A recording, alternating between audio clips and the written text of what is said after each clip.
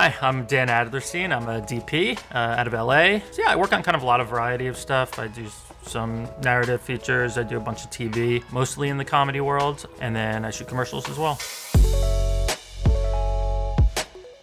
For me, when it comes to visual storytelling, one thing that I'm almost always thinking about is subjective experience versus objective, and which characters do we want the audience to feel like they're experiencing the world through and with, and tell the story visually accordingly. It's interesting when people ask me about my visual style. In my ideal world, I don't have one. My visual style would hopefully change between each project to be appropriate for that project. Of course, I'm gonna have like my taste level, which is going to carry through whatever project there is. But yeah, ideally, each thing looks like how that thing should look. The movie is called Onyx the Fortuitous and the Talisman of Souls, which is quite a mouthful. The director, writer, producer, Andrew Bowser, plays this character that got really popular online and became kind of like this viral sensation, where he plays this like really weird guy and he edits himself into news stories, basically. And a lot of people watching, including me, the first time you see it, you think that this is just a real guy who they interviewed on the street. He has a really big online following. He actually put together a Kickstarter to get this movie funded and went really hard on it, and he wound up raising a lot of money. He raised somewhere around $600,000, $700,000 off of Kickstarter. It was a really good starting point, and it showed interest. And then from there, with that kind of first money, which was somewhat significant for an indie film, they were able to go to investors and kind of get that together. So this story really fleshes out a character who otherwise is not so fleshed out. Onyx is kind of a down on his luck, sort of sad character in a way, who works at a fast food restaurant, and he kind of is really interested in like the occult, and he enters a contest to go to his satanic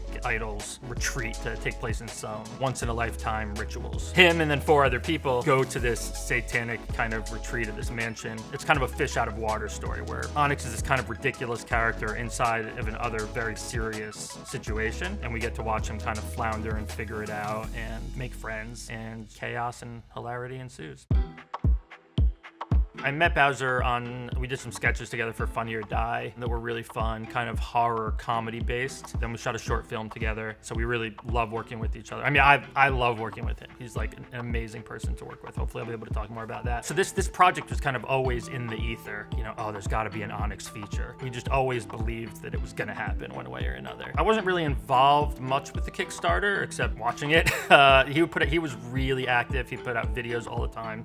He came up with like really creative and amazing Kickstarter rewards. He really put his all into it, and he raised a lot of money. Not just with like really big donors. There were some really big donors, but just the amount, the thousands and thousands of people giving small donations. It was really awesome to see, because here's this guy, friend, who does this character and has this fan base and is able to kind of do this like grassroots funding thing to get all of his fans to like come together to help him make this movie that will be for them. Once it was like, we're actually making this thing. The first thing was he gave, Bowser, the director, gave me a list of about 15 movies to watch. They were really fun titles. So we're talking things like Gremlins, Fright Night, Child's Play, and Pumpkinhead, and, you know, kind of creature features from the 80s. He just kind of had me immerse myself in those movies. And those movies are just like in his DNA as a filmmaker. He knows more about that kind of genre than anybody I know, maybe anybody, period. So it was kind of up to me to just like be able to get in his mindset. So when we were talking about like the visual look, is basically we wanted to evoke those movies, but we didn't want it to look exactly like those movies. To those audiences at that time in the 80s, those movies looked modern. They were like highly stylized, but they had like the sensibilities of the time. So we weren't trying to make a movie that looked like it came from the 80s. We wanted to make a movie with like modern sensibilities and aesthetics that looked like it was from today, but has like the same relationship that those movies did to their audience. So our audience should feel watching these visuals how those audiences felt watching those visuals. After watching all the movies, I pulled a lot of stills from them, and we talked about, you know, we created different, you know, mood boards and decks and things to talk about it. And I actually came to a pretty like firm plan for the lighting and how the lighting was going to start and progress throughout the film. He was very much on board with that and the overall look, and we had kind of some guiding principles for the camera stuff. And we did storyboard. Well, we didn't storyboard, but we shot listed. We actually waited to do that in the location. I find it so helpful to actually shot list in the location as much as you can. Oftentimes you don't get that luxury. But we were shooting in this mansion, this old Gilded Age style mansion in Massachusetts. When we were there for pre-production, we had access to the place, and we could literally be in the rooms where we're going to be shooting, and I could have my Artemis out and lining up shots and figuring it out. Whereas the lighting was very much how I planned it to be. The camera work kind of evolved and changed on set, particularly in terms of our use of lenses, in a way that we didn't exactly plan for. The whole thing with the visuals like on set was be in the mindset of these movies and like what they feel like. And then when you're on set, it's like what feels right in this moment. So there was a lot of that.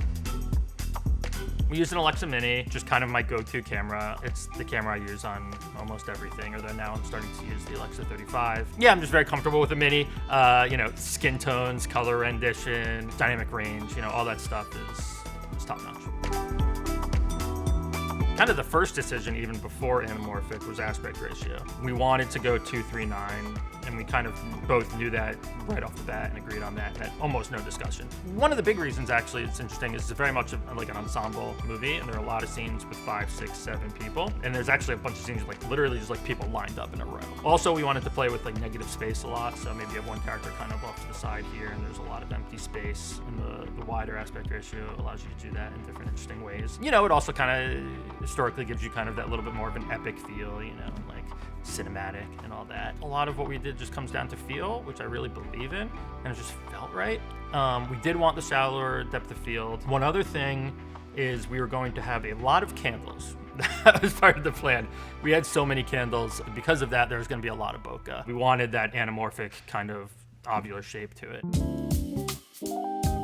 I guess something, I'm talking a lot about here is like feel, which is really important to me. And it's all about how lenses feel. Now, there's a lot of technical things that go into that, right? There's thinking about contrast and sharpness and quality of flares, especially when you're talking about anamorphic, about like lens aberrations or warping. So there's a lot of like technical factors that are good to be aware of. But at the end of the day, all of those factors don't mean anything in and of themselves.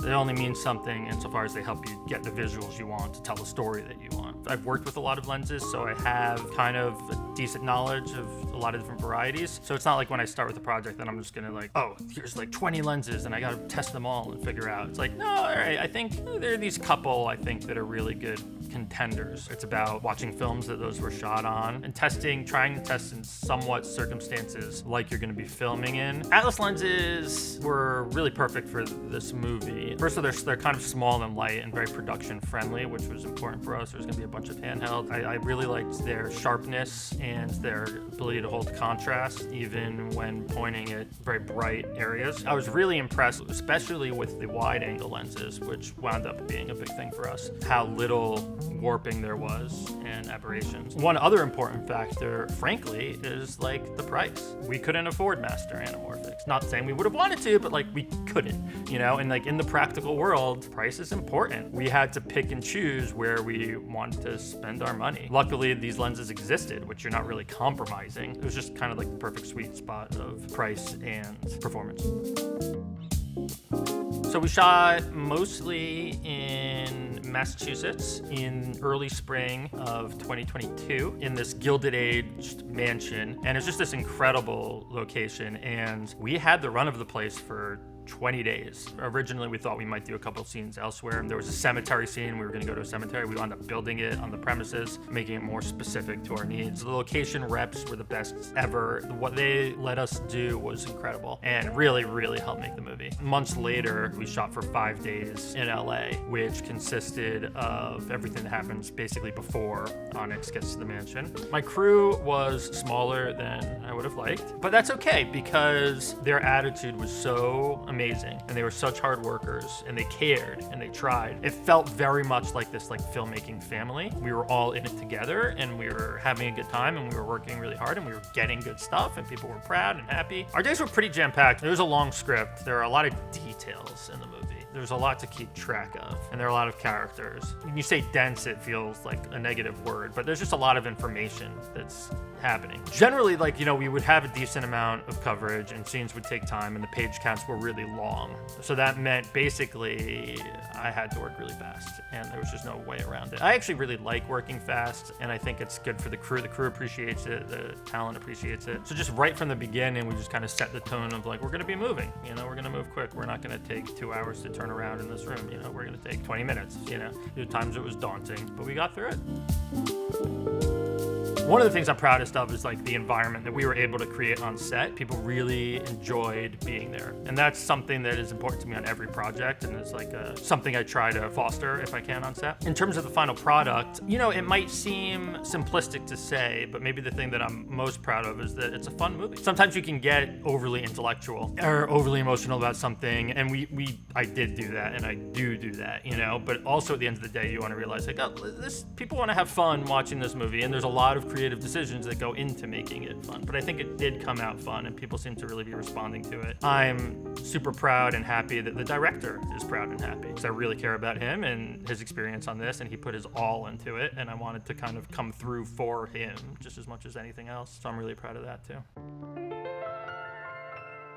One of the major challenges that we had is that we had one camera and one camera only, and we never had multiple cameras. And it's an ensemble movie with scenes where 7 people are talking. So that was pretty daunting. And so we had to be smart with how we covered things because we couldn't get every eye line, you know, and a close-up of every single person for every line, and we just didn't have time for that. So that was a big challenge, figuring out what's really essential here to tell the story, but also that limitation, what I think was totally like a blessing. So I do, you know, when I do a lot of my comedy stuff, often you're using multiple cameras for that. So I'm kind of used to that. But when you're using just one camera, every shot is intentional. You know, there's no compromising with where the camera has to be. You're not, oh, let's just fit in a second camera here and do this close up at the same time. And then you wind up doing that shot on a longer lens because in order to fit it in, it has to be farther away. You don't have to be lighting for 2 different directions at the same time. So each shot being fully intentional, I think was pretty great. If I could, I would always shoot one camera. I'd rather work fast, be more economical with your shots and more intentional than just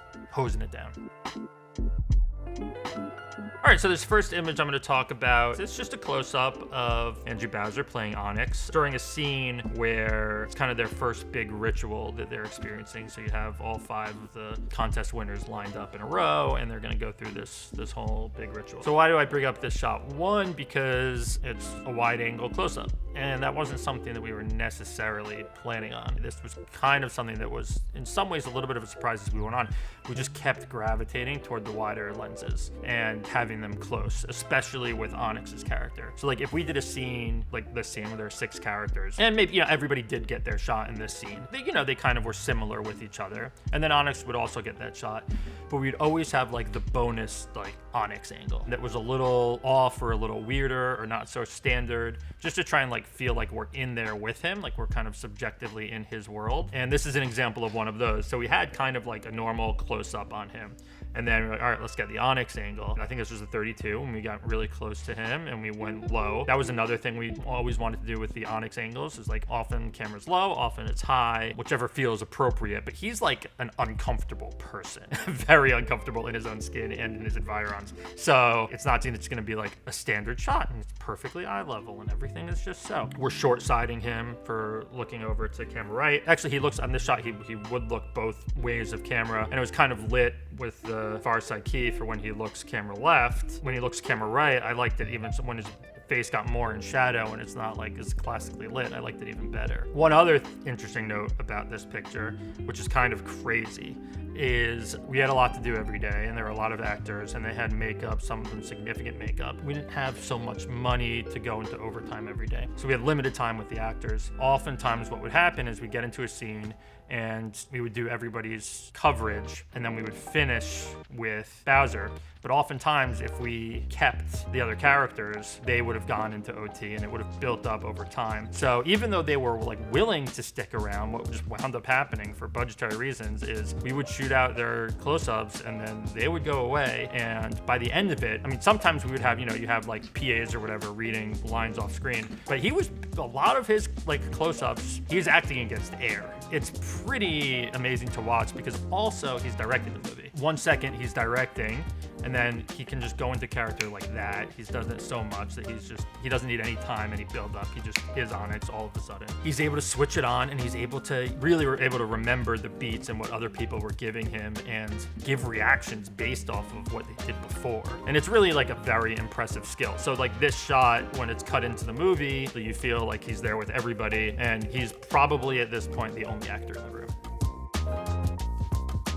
Here are a bunch of stills from probably my favorite scene in the movie. And the reason I bring them up, not just because it's my favorite scene in the movie, but why it's my favorite scene in the movie and how it happened on set, which was we were shooting nights, overnights. It was kind of always scheduled this way, but I guess it never really hit us that after lunch from 12 p.m. to 6 a.m., we're going to have to shoot this really big scene. It's going to be really hard. A lot happens in it, and there are puppets involved. The way we originally shot listed it, we kind of didn't necessarily keep that in mind to the extent that we should have. So we get to lunch and we're exhausted, and we sit down and we're like, we can't shoot this how we planned to shoot it. We put our heads together and we realized we could just do a completely different approach to the scene. In the scene, Onyx is behind a painting in the wall, and he's looking through an eye hole, and he's seeing all this nefarious things that are going on in the room. Originally, we had kind of more standard shots planned out, and we thought to ourselves, well, we don't need to really see any wide shots. We're with Onyx and his perspective, so anything that we see like of the room in general,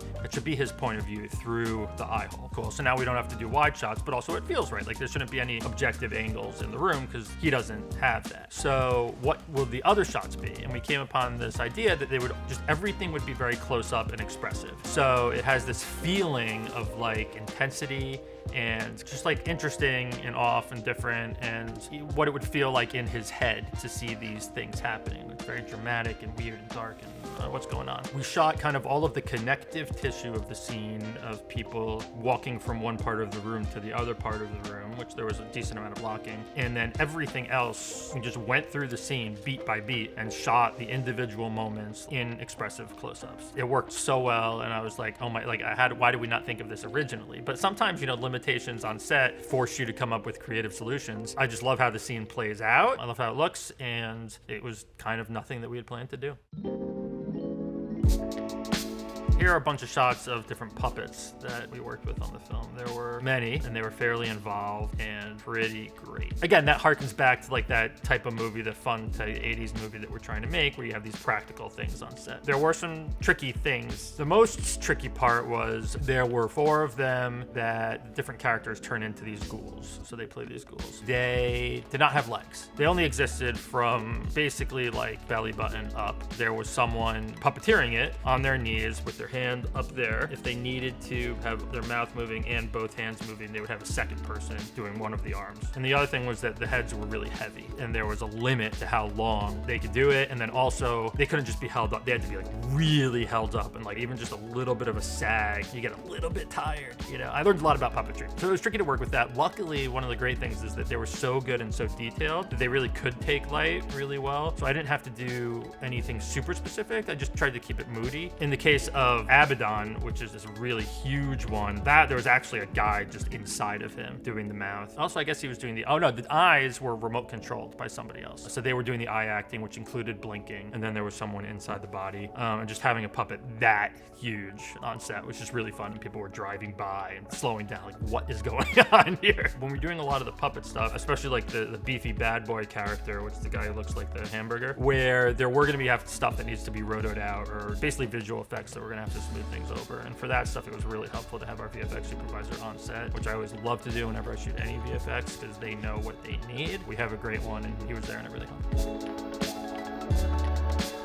The thing that's crazy about the whole Sundance thing is this is not a quote-unquote Sundance movie. It's fun. Not that many fun Sundance movies. It's perfect for the midnight section, and I think they just really appreciated like the craft and the care that went into it. I had a short film, a short narrative that was in Sundance, and I had a documentary feature that was in Sundance before, but this was my first narrative feature, and it's kind of a different experience. I mean, that's what you'll really want to have when you're at Sundance, and it was great. We premiered at the Egyptian right there on Main Street. People really responded to it. But the best part of Sundance, they have the parties, and there's all sorts of things in the screenings and going to different movies, all sorts of things going on. The best part of it was just like hanging out with the people you made the movie with. And like we all stayed in a house together and were able to enjoy each other's company and kind of revel in the success a little bit. That's what I'll remember from the Sundance experience more than anything else. It wasn't easy, like days were hard, but it was really a joy to be part of, and then to see its success was just in some ways unexpected. I mean, we always thought we were making something good, but I didn't think we were getting to Sundance necessarily. But yeah, I'm just always gonna remember this, like just everything about the experience, from like working with Bowser in pre-production and watching those movies to shot listing in this huge mansion and just imagining what it was gonna be with all the set dressing and working with the crew, seeing everything come to life in post with color and VFX, and then having it come out. You know, just every bit of the process is kind of something that I'll remember fondly.